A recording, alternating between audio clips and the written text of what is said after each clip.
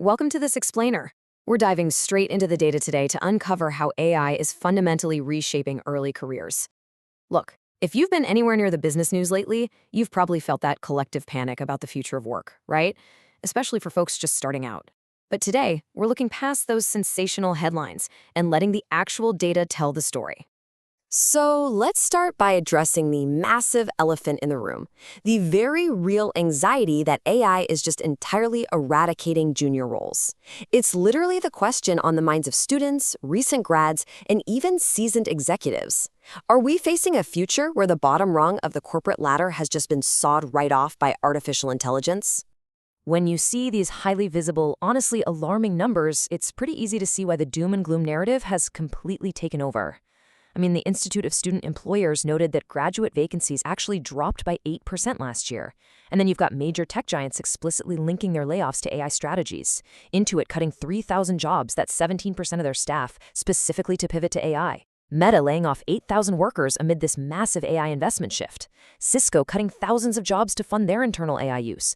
Looking at this data in isolation, the conclusion seems super obvious. AI is flat out replacing the human worker. But hold on, because a closer look at the actual data tells a completely different story. Take IBM, for example. They're actively planning to triple their entry-level hiring in the US by 2026. Just think about that for a second. IBM is one of the absolute pioneers in enterprise AI, and they aren't shrinking their junior workforce at all. They are massively expanding it.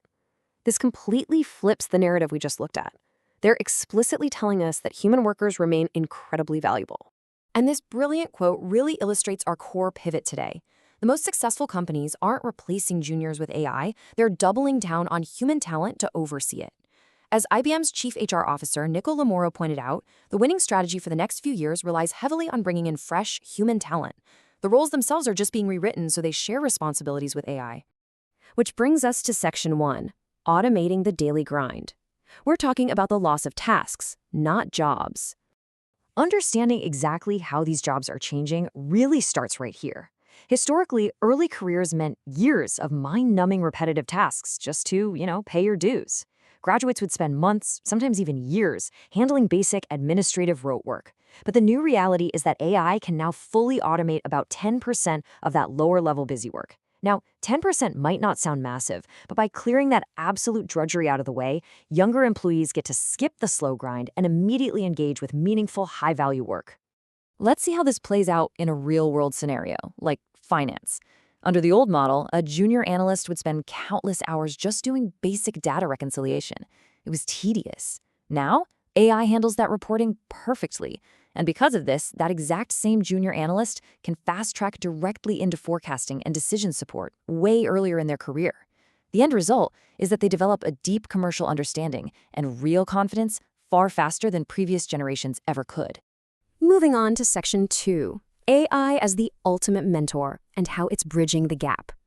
You see, AI isn't just taking away the boring tasks, it's actually serving as a real-time mentor. And companies are leaning into this hard. Major financial institutions realize that to unlock this fast-tracked value, they have to teach their employees how to use the tools. JP Morgan mandated generative AI training for every single new employee starting in 2024. Citi is out there actively upskilling its workforce in prompt writing. And check out this last point. The financial tech firm FIS is actually sacrificing parts of their regular, traditional training, like project management, just to ensure they have enough time for GenAI instruction. That is exactly how critical this skill has become. However, there's a pretty big catch. Jumping into AI without understanding core industry concepts leads to a dangerous new phenomenon called infoxication. It's exactly what it sounds like, too. It's that absolute brain fog and confusion that hits you when you're inundated with massive amounts of AI-generated information, but you entirely lack the foundational grounding to know what to actually do with it.